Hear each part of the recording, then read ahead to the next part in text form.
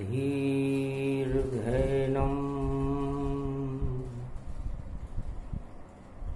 श्रवणपटे यतिवरा महावाक्य जनार्दन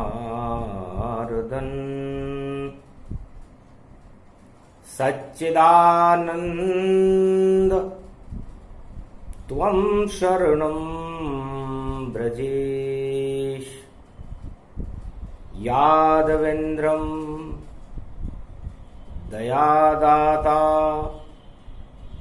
पुंडरीक्षा क्षीरसागर शयनं कमलनयनं नमस्तुते नमामि श्रीहरि। धैर्य से जिसको धारण किया जाता है, कर्णपटुओं से जिनका पान किया जाता है, ऐसे सच्चिदानंद भगवान श्री यादवेंद्र सरकार को मैं नित्य ही चिंतन करता हूं, नमन करता हूं, जिनको नमन करने से मंगलादि मंगल तो हो ही जाते हैं, साथ ही में बहुत बड़ा बल मिलता है मनुष्य। वाणी ब्रह्माणी करो, वाणी पर नितवास, राम कथा वर्णन करूं पूर्ण कर्म आस। शुक्रवार और पड़े अमावस,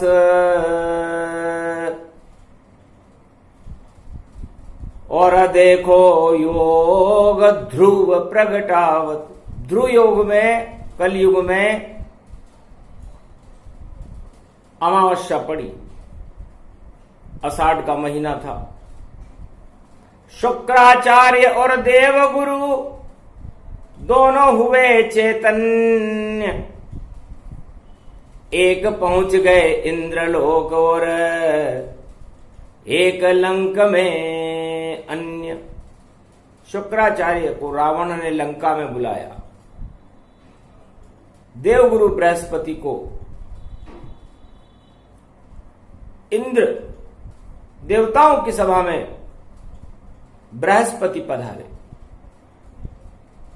देवासुर संग्राम की और कलयुग है तैयारी, इस कारण ये गूढ़ रहस्य को बता रहे त्रिपुरारी। भगवान शंकर इसलिए गूढ़ रहस्य को बता रहे हैं। तब देवताओं ने कहा, महाराज इंद्रासन और इस देव भूमि भारत को सुरक्षित करने के लिए हमें क्या करना चाहिए? और रावण ने पूछा, महाराज लंका में शुक्राचार्य से पूछा, महाराज हम मर करके और भगवान के हाथ विमान में बैठकर बैकुंठ को क्यों जाएं? आपकी विशेष कृपा है, शिव की कृपा है, और आप शुक्राचार्य हो, हमारे गुरु हो, तो हमें कोई ऐसा उपाय बताओ जिससे इस संसार में और देवलोक में हमारा साम्राज्य स्थापित हो जाए और हम हमारी इच्छा से चलकर इस मृत्युलोक से और बैकुंठ धाम में पहुंच जाए। दोनों गुरु की वार्ता और देवासुर संग्राम, लेकिन भारत में रहता है सत्य राम का नाम। तब देवगुरु बृहस्पति ने कहा कि भारत तो सतोपंथ है, सत्य का रास्ता है, चाहे वो सतयुग हो, चाहे वो त्रेता हो, चाहे वो द्वापर हो, चाहे कलयुग हो, और उस सत्य के मार्ग का किला राम है। तो जो भी चिपके उस किले के वह चुंबक बन के चिपकता है, और जो चिपक गया उस किले पर वह कभी नहीं फिर गिरता है। तो सत्य का कीला राम है, चारों युग के माय, देवों और मनुष्यों सब भारत वालों इसके चिपको आए। इस राम नाम के कीले के चिपके रहो तो आपका कल्याण होगा। यह अनुभव वाणी भगवान शंकर उमा जी को सुना रहे थे कि उमा जी, किसी किताब को पढ़ने से, 4 वेद 6 शास्त्र 18 पुराण को सुनने से आनंद तो आता है, लेकिन वह वास्तविक बात एक पल में पता नहीं चलती जिसे अनुभव से बताया जाता है। तो भगवान शंकर को तो अरबों वर्षों का अनुभव है। और एक बार लक्ष्मी जी ने भी कहा था कि ये शंकर कौन है, तो भगवान विष्णु ने कहा तो आदि देव में, इनका तो जन्म ही नहीं होता। तो फिर आप इनका ध्यान क्यों करते हो? कि ध्यान में तो किसी का भी कोई कैसे भी करे, जरूरी नहीं है वो है, और जीवन है मृत्यु लोक धरे। इस कारण ध्यान में तो मैं शिव को ही मनाता हूं और शिव के ही गुणगान देखो बैकुंठन में गाता हूं। तब का महाराज इतनी शक्ति है क्या उनमें? इनको साकार करो। और मैं इनकी शक्ति को देखना चाहती हूं। तब कहा नारायण ने हंसकर, लो इच्छा पूरी करते हैं, और आज चतुर्दशी मावस है, शिव को यहां प्रकट हम करते हैं। तो ध्यान किया विष्णु ने और प्रकट हुए उद्गार, और नाभि से एक कमल निकल गया ब्रह्म रूप साकार। भगवान विष्णु की नाभि से एक कमल निकलने लगा। लक्ष्मी जी चक्कर खा गई और उस कमल में ब्रह्मा निकल गए, और ब्रह्मा को ही छींक हुई, और छींक से बालक प्रकट आया, और बैकुंठन में उसका जन्म हुआ, वह बालक शंकर कहलाया। इस तरह जन्म गए शिव शंकर, जो आदि सनातन ब्रह्म बने, और ऐसे जन्म है शंकर का। और देखो लक्ष्मी पर कृपा करे, लक्ष्मी नारायण उठे और करे भोले का ध्यान। ब्रह्मा वेद स्तुति करे, ऐसे जन्मे शिव भगवान। इस तरह फाल्गुन शुक्ल पक्ष त्रयोदशी की रात्रि में भगवान शंकर का जन्म हुआ था। सूक्ष्म जन्म कथा ये सुनाई, और भारत के सब कष्ट हटाई। ओम नमः शिवाय, हर हर महादेवाय, पशुपति नीलकंठे लंबोदरे कदंतम, सर्वत्र विघ्ननाशा, त्रिलोचना चंद्र लीलाट पटदे त्रिपुंड तिलकम, चतुर्भुजम मुक्तामणि परम प्रसन्न शिव। हर हर महादेवाय नमस्तुते, रामेश्वरम परम बिल्वपत्र रसाय। ओम नमः शिवाय, नमो नमः। बैकुंठाधिपति कमलेश्वराय, विश्वेश्वराय महाकालेश्वराय, केदारेश्वराय, द्वादश ज्योतिर्लिंगाय,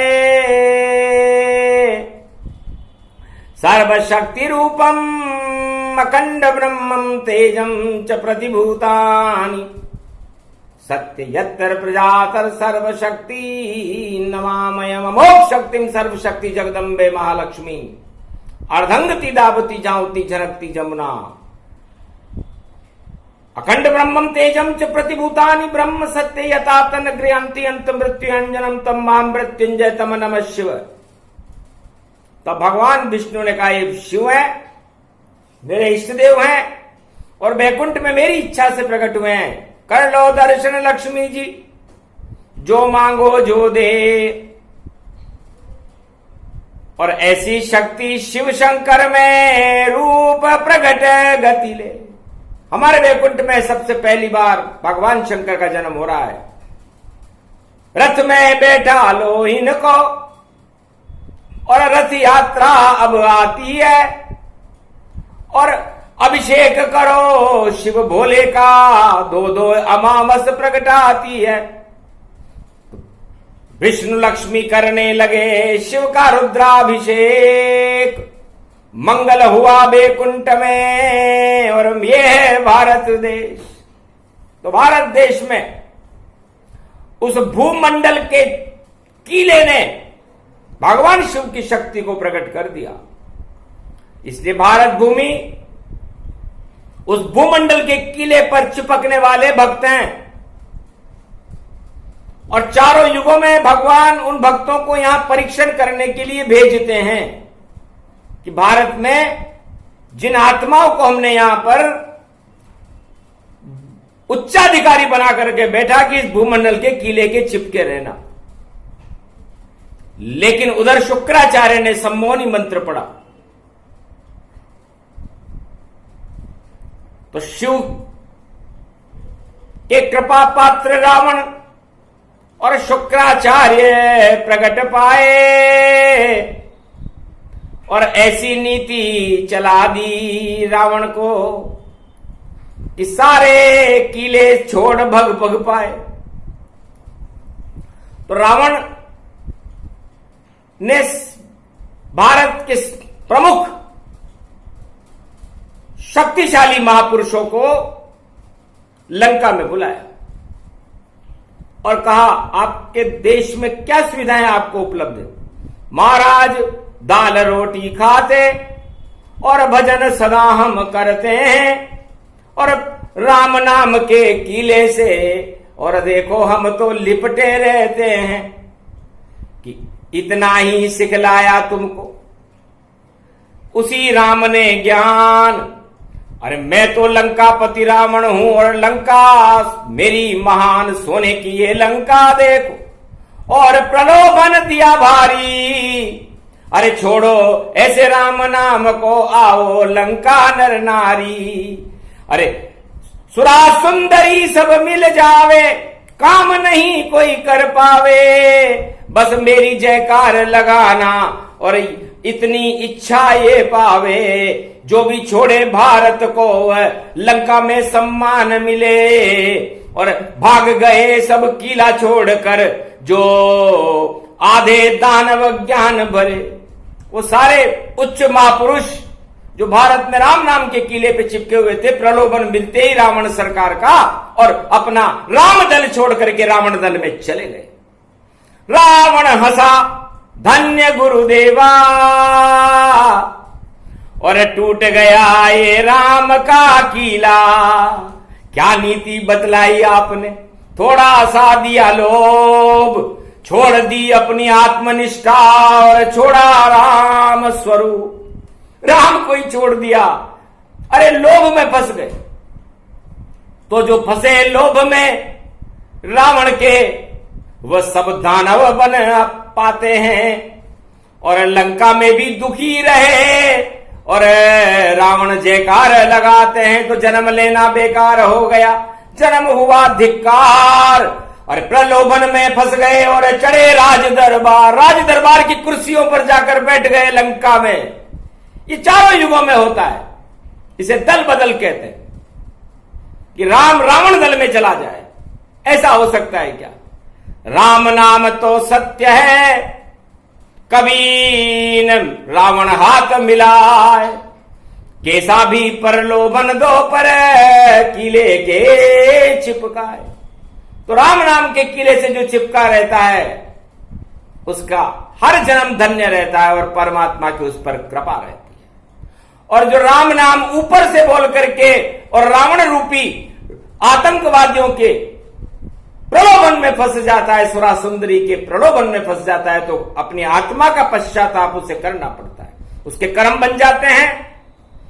इसलिए शुक्राचार्य ने ये नीति रावण को सिखाई, और ये चारों युगों में शुक्राचार्य की नीति राजनीति में भी चलती है।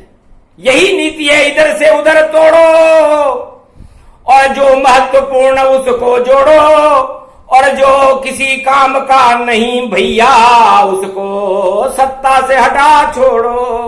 तो यही नीति रावण की ओर चल रही सरे बाजार, चारों युग में रावण की ओर हो रही जय जयकार।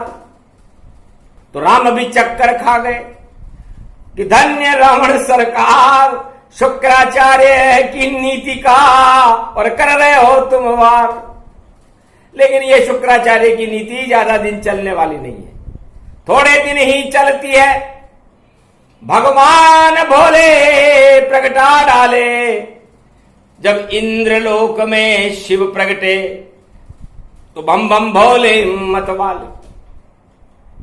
कहा देव गुरु बृहस्पति से चिंता करो गुरु नाय, और आद्य गुरु भोले शंकर खुद राम का किला चिपका पाए। मैं खुद एकादश रुद्र बन करके और उस राम किले का प्रभाव और प्रकाश हनुमान बन करके उस लंकापति रावण जो तोड़ फोड़ और जोड़ तोड़ में लगा हुआ है, इधर आतंकवादी भेजता है, उधर से उनको तोड़ता है, सुरा सुंदरी और प्रलोभन देकर के सारे संसार को कुमार्ग पर चलाने की तैयारी कर रहा है। ऐसा हो सकता नहीं। और राम बड़ी सरकार, बोले भोले त्रिपुरारी रावण तेरा होगा रे बंटाढार। बंटाढार में ही करूं और मैं ही लंका जलाऊं, और जो भाग गए हैं किला छोड़कर और उनको वहीं दफनाऊं, वो वहीं दफन हो जाएंगे लंका में। लेकिन एक आदमी छोड़ेगा रे रावण, लंका छोड़ शरण राम की आए, और वही लंका का राज करे ना नाम विभीषण पाए। वो विभीषण लंका का राज करेगा। तेने तो छोटे मोटे तोड़े, वो कुछ भी शक्तिशाली नहीं थे, लेकिन हम तेरा भाई को तोड़ेंगे। कि मारी लात विभीषण जब ही आयुहीन भये सब तब ही। पूरी लंका को ही आयुहीन कर देंगे, इतने पुण्य उसके पास है। और अगला लंकापति चक्रवर्ती सम्राट लंका का राम कृपा से रावण का भाई विभीषण होगा। तब भगवान देवगुरु बृहस्पति ने कहा कि हमें सत्तो पंथ का निर्माण करना चाहिए। तब का महाराज शुक्राचार्य क्या कर रहे हैं कि शुक्राचार्य तो कुपंथ का निर्माण कर रहे हैं और रावण को कुमार्ग पर चलाने की और आतंकवाद फैलाने की और युद्ध की नीतियां सिखा रहे हैं। देवासुर संग्राम की तैयारी है। शुक्रवार का दिन है, ध्रुव योग है और आद्रा नक्षत्र है। वह हमारे दर पर आएगा और हमारे दर पर आकर के और हमें चुनौती देगा और उसकी चुनौती को हम स्वीकार करेंगे।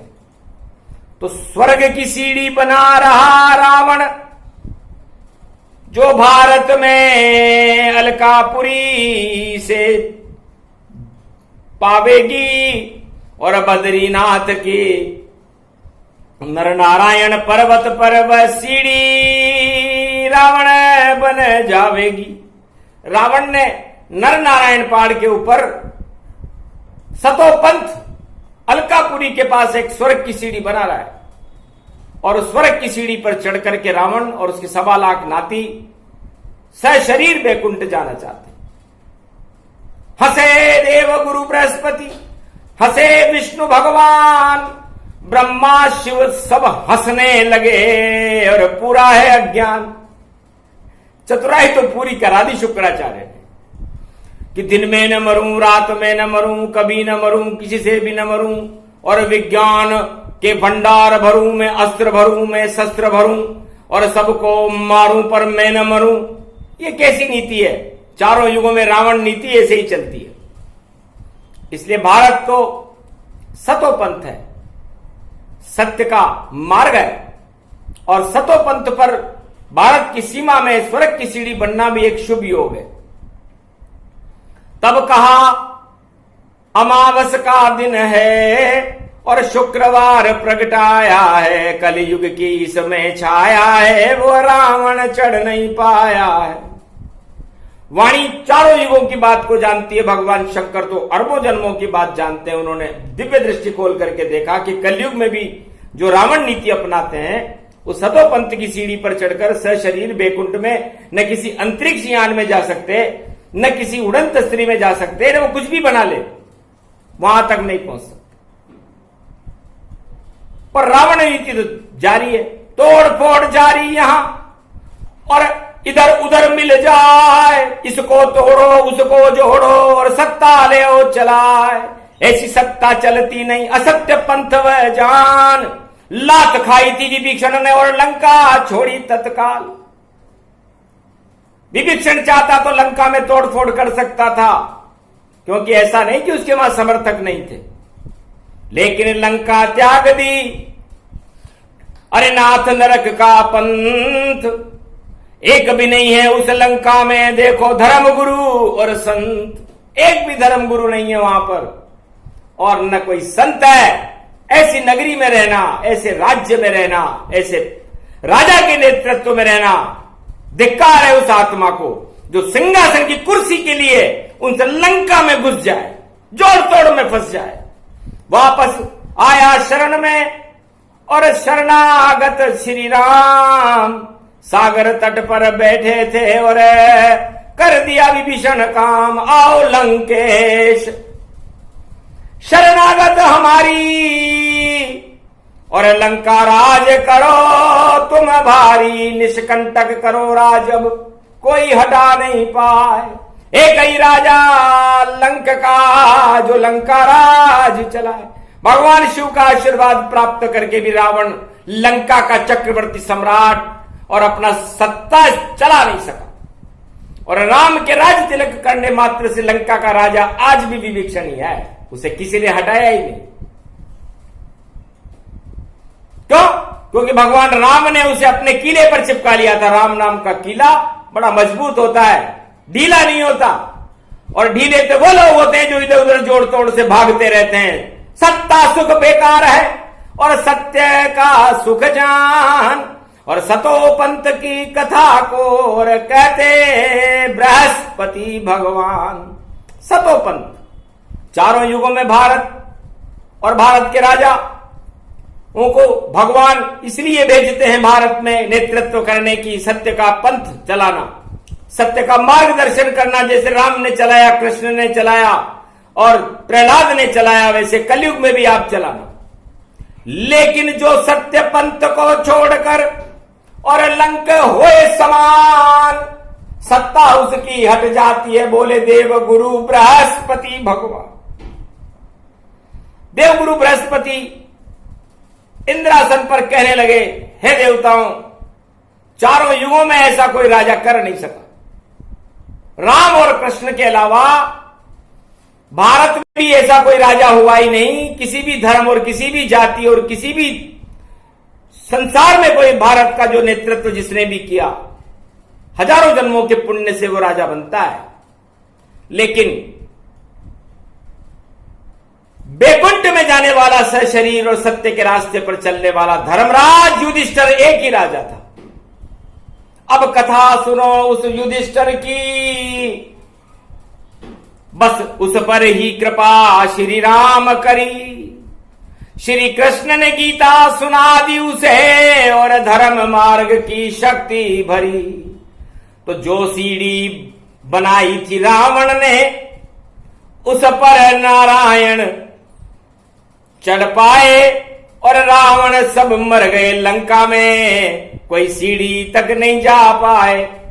तो द्वापर युग में पांडवों का और धर्मराज युधिष्ठिर जान, और स्वर्ग की सीढ़ी पर पहुंच करके बैकुंठ गया, बोले बृहस्पति भगवान। एक ही राजा दिखाई दिया हमें, चारों युगों में कोई राजा भारत में हुआ ही नहीं, राम और कृष्ण के अलावा।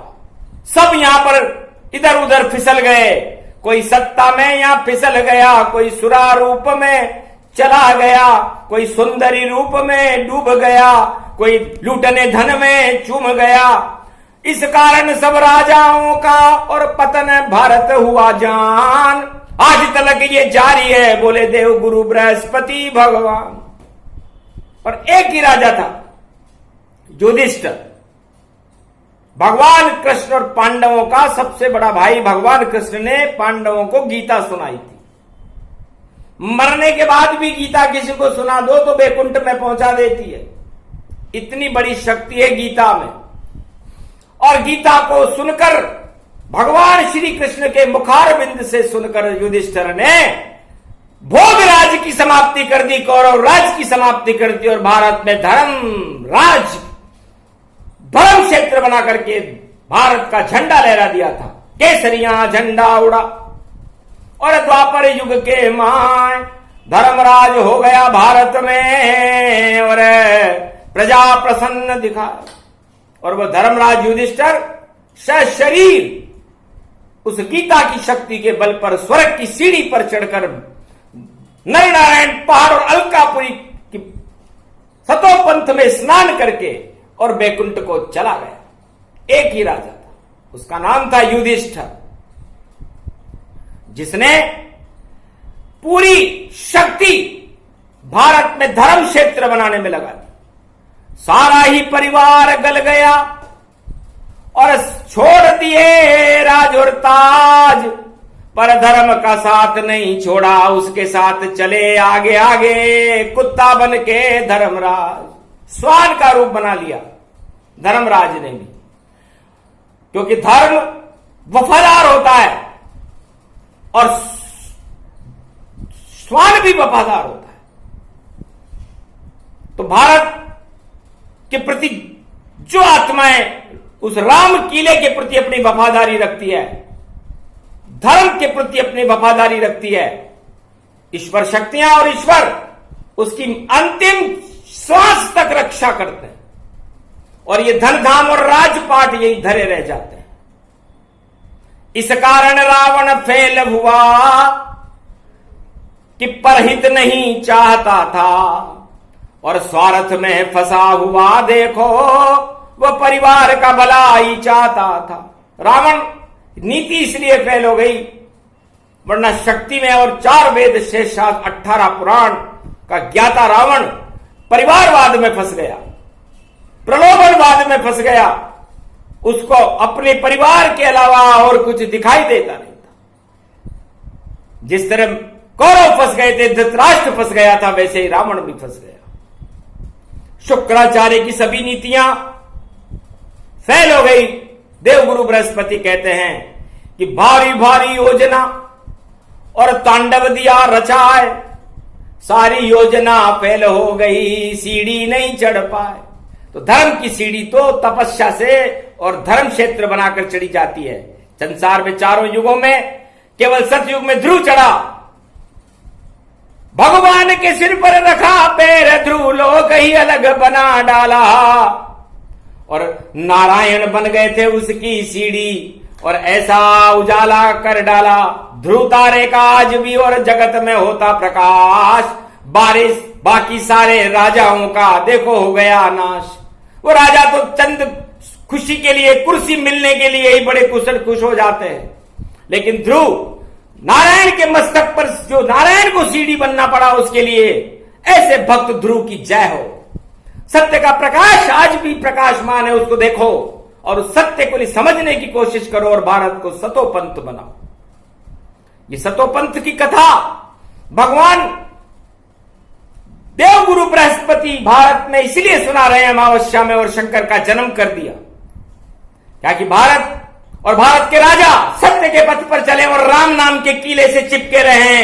जोड़ तोड़ को छोड़ दो और कीला पकड़ो राम और 4 धाम बना दीजिए और भारत पावन धाम। तो भारत में 4 धाम होते हैं। बद्री धाम उत्तर में है और पूरब में जगन्नाथ धाम है और पश्चिम में द्वारका धाम है और दक्षिण में रामेश्वर धाम है और हिमालय के ऊपर उत्तर में हर वस्तु का उत्तर देती। और देखो धर्म ध्वजा भारी और बद्रीनाथ नर नारायण पर और शक्ति प्रकट गई है सारी। तो बद्रीनाथ बैठे वहां धन धन बद्री विशाल और देवगुरु बृहस्पति करने लगे और कलयुग में गुणगान सगुणम श्री विष्णु परम प्रसन्नम चतुर्भुजम सदा शीर्षागर शयनम लक्ष्मी चरण चाप्यत्यम नारद घंटा ध्वनि मीणानादम प्रवत्यम महालक्ष्मीपति भगवान विष्णु तस्मै तसम सदा शीर्षागर शयनम हस्तयम मंगला मुखारविंदम गरुड़ध्वज यजमान यात्मान विष्णु परम प्रसन्न प्रसन्नम सर्व सिद्धिदायकम वरदायकम भगवान विष्णु नमामयम सत्यनारायणम लक्ष्मीकांतम परम प्राण वल्लभा लक्ष्मी वल्लभा लभ्यंतम सर्वचराचर भूपतिम भक्तवत्सलम कोमलांगम त्वं शरणम सर्व सिद्धिदायकम वरदायकम यद्वादयो मयो श्री विष्णु नमामियम निर्यान्त्याम चतुयम नामम सुरगणान गणानायको सुरपति महेश्वरम गुरु बृहस्पति तुम समच प्रथम नमामयम सुरपति महीनाम राजा इंद्रम वर्णितम वंदे मीनानम इंद्रवर्णिम सूर्यवर्णिम वरुण देवता च भारत भवन ओम पूंगी फलम समर्प्याणवे नमः प्रथम पूजा च सत्य देवम नमामयम सर्वोद भक्ति दया धात्वा महेश्वरा मंगलम भगवान शिवाच्युमा प्रतिभा भूषौत भौति भयारणम भव सिंधु व्यापक तरण तारण पतितानम सर्वमंगलम मंगलादि मंगलम भगवान विष्णु दयो मयो सर्व सच्चिदानंद पर ब्रह्म चराचर पति भूपति तुमं च माता तुमं च पिता तुमं च सखा तुमं च देव देवा तुमं सर्वभूतादि बाधाहरणम सर्व विघ्ननाशो विष्णु नमामयम तुमं मित्र तुमं सखा च तुमं बंधव बांधवा च तुमं माया तुमं धर्मम तुमं देव देवा तुमं गुरु तुमं ब्रह्मा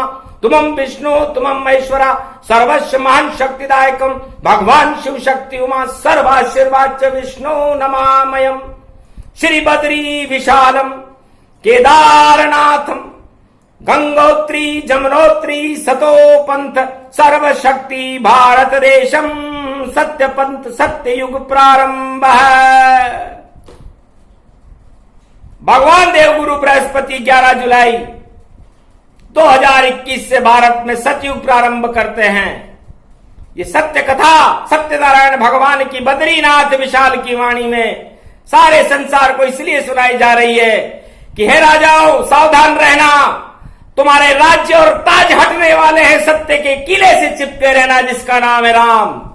प्रलोभनों में मत रहना, भारतवासियों को प्रलोभनों से दूर रहना चाहिए। सत्ता सुख और प्रलोभन ये नरक के मार्ग हैं, इसलिए इन नरक के मार्ग को छोड़ करके सत्य का मार्ग और सतोपंथ में जाओ। सतोपंथ भारत बने छोटी सी है झील, अरे माना गांव वसुधारा लक्ष्मी बने और देखो चक्र है तीर्थ, ये सुदर्शन चक्र है। इसके बाद अलकापुरी और सतोपंथ ये झील। ब्रह्मा विष्णु महेश स्नान करें जब एकादशी शरीर, एकादशी के दिन ब्रह्मा विष्णु महेश आज भी उस सतोपंथ की उस झील में स्नान करते हैं। हे देवताओं, रथ यात्रा में बैठने से पहले भगवान ब्रह्मा विष्णु महेश का सतोपंथ और बद्रीनाथ के दर्शन होंगे और स्नान होगा। उसके बाद अपने रथ में बैठकर पुष्पक विमान अलकापुरी से और बैठ भ्रमण कर आवेंगे, और जब नारायण आवेंगे तो शंकर चमर ढुलावेंगे, ब्रह्मा भी पालकी के कंधा और उस रथ यात्रा के लगावेंगे। ऐसा सौभाग्य है रवि पुष्य जो भारत में प्रगटावेंगे। 11 जुलाई रवि पुष्य को आ गया वह शुभ योग, दानवता सब नष्ट होएगी और मानवता का योग, मानवता का प्रकाश होगा, कल की भगवान का प्रकाश होगा। नर नारायण पर्वत से अपने आप ही शक्ति प्रकटे और मिले भारत को जाए, और किला बन गए राम जी और सब उसके चिपको आए। ये राम नाम का किला है, कलयुग में बड़ा महत्वपूर्ण है। चारों युगों में अरे कील बनो तो राम के पावड़ी की बनो, जिसे कोई हटा नहीं पावेगा, और ऐसी कील हनुमान बने जो राम के चरण दबावेगा। अरे क्या सुख है इस सत्ता में, ये तो थोड़े दिन में छिन जावेगा, और कील भी जंग लगेगी वहां और नरकलोक में जावेगा। क्यों बन छोड़ते हो राम नाम का कीला, और क्यों असत मार्ग पे चलते हो, और क्यों रावण से हाथ मिलाते हो, और क्यों प्रलोभन में सब गिरते हो। छोड़ो प्रलोभन सुरा सुंदरी भ्रष्टाचार सब त्याग, और राम नाम के कीले से और कर लो सब अनुराग। इस कारण देव गुरु बृहस्पति और इंद्र सभा में आए हैं, और कथा सुना दी और धर्म अधर्म की, और देवासुर प्रगटाए हैं। तो देवासुर संग्राम होगा। शुक्राचार्य रावण की लंका में बैठकर अपनी योजनाएं बना रहे हैं, और देवगुरु बृहस्पति इंद्रलोक में योजना बना रहे हैं। योजना का परिणाम भगवान विष्णु ने कहा, लक्ष्मी जी ये शंकर बैठे, आपने इनका जन्म करवा दिया वैकुंठ। अब निर्णय शिव के हाथ में, और कलयुग बन जाए बात। अरे कल की अवतार का भारत पर, और देखो रहेगा हाथ। ऐसी शक्ति प्रगटे भारत में, और आए पुष्प विमान, रथ यात्रा में भ्रमण करेंगे भारत में भगवान। घर घर में खुशियां हुए, और बजे मृदंग और ताल, ढोल नगारे बजेंगे, और बोले बद्री विशाल। बद्री विशाल की शोभा यात्रा निकलेगी, और 33 करोड़ देवताओं का समूह और अदृश्य संतों का समूह, और बड़ी बड़ी शक्तियों का वैभव गुणगान। रावण लंक में लटका के मुंह, और शुक्राचार्य भी बैठ गए। ये ठाठ उड़े कैसे भारत, ये राम नाम से भेंट भय। तब शुक्राचार्य ने कहा कि भाई मुझे भी भेंट कर लेनी चाहिए राम से। तब कहा रावण ने, गुरुदेव नाक कट जाएगी मेरी, मैं लंकापति कहलाता हूं, और राम रावण का युद्ध होए, और मैं ऐसा आतंक मचाता हूं। तो आतंक मचाने की भावना रावण की कलयुग में भी जिंदा है, और सतोपंथ बनाने की इच्छा देवगुरु बृहस्पति की कलयुग में भी भारत में जिंदा है। तो है संसारवासियों और भारतवासियों, भारत को सतोपंथ बनाओ। उस झील में आप भी स्नान करो, बद्रीनाथ के दर्शन करो। यदि प्रतिबंध हो तो समय आने पर करना, मन में तो कर ही सकते हो। तो आत्मा में बुला लीजिए और बिठा लीजिए, देखो बद्रीनाथ सदा भारत के साथ हैं, और सत्य का करे प्रकाश। तो 11 जुलाई 2021 से भारत में सत्य का प्रकाश शुरू हो जाएगा, और असत्य का पतन होना शुरू हो जाएगा। सावधान रहना जग वालों, और सारे जगत में असत्य हटे, और सत्य कभी नहीं घटे घटे। और ये तो कल की अवतार बड़े, तो कल की अवतार सत्य का कर दे कलयुग प्रकाश। और वाणी की शक्ति बड़ी, और वाणी ईश्वर के साथ। तो ईश्वर के साथ है भारत सारा, राजा प्रजा भी सब साथ रहे, और 3 लोक का जगत गुरु भारत जगत में विख्यात रहे। तो ये प्रसंग पूरा हुआ शुक्र देव गुरु की चाल, और भारत के तो टल गए, और वेद मंत्र से सारे काल। एक वेद मंत्र से ही भारत की देव गुरु बृहस्पति ने सारी भगवान शंकर का ही जन्म करा दिया, तो सारे काल टल गए। इसलिए भारत की जय जयकार होगी, भारत की प्रजा दुख नहीं पाएगी, गरीबी अमीरी में बदल जाएगी। भारत के अंदर जितने भी कोरोना के प्रकोप है ये भी हट जाएंगे, और भारत का प्रकाश सारे संसार में होने लग जाएगा। और युधिष्ठिर एक ही राजा था, इसलिए समस्त कलयुग के राजाओं को भी युधिष्ठिर से कुछ सीखना चाहिए, और सोचना चाहिए कि काश हम भी उस स्वर्ग की सीढ़ी पर चढ़कर राम नाम बोलते हुए वैकुंठ तक पहुंचे। है कोई भारत में ऐसा तो हाथ उठाए, और घोषणा करे कि वह मैं भी ऐसे युधिष्ठिर की तरह चलूंगा। 1.25 अरब भारतीयों को, और करना चाहिए प्रतिज्ञा कि मेरे में भी वह शक्ति होगी, और कृष्णदेव मुझे आज्ञा, मैं भी धर्मराज युधिष्ठिर बनकर और स्वर्ग की सीढ़ी चढ़ जाऊंगा, और अधर्म का नामो निशान भारत से मैं युधिष्ठिर बन के हटाऊंगा। तो युधिष्ठिर से सीखो राजाओं, और धर्म कर्म की बात। सत्य का पथ ये सतोपंथ है, भारत को देव चला। सत्य के पंथ पर भारत को चलाओ, असत्य का नाश हो, धर्म की जय हो, सत्य का प्रकाश हो। बद्री विशाल की जय जयकार हो, जय भारत माता। ये प्रसंग जो भी सुने सतो पंथ प्रसंग, सत्य के बरस जाएंगे भारत में, और 11 जुलाई को रंग। बोलो जय श्री राम, जय बद्री विशाल केदारनाथ गंगोत्री जमुनोत्री चारों धाम जगन्नाथ द्वारकाधीश भगवान की जय।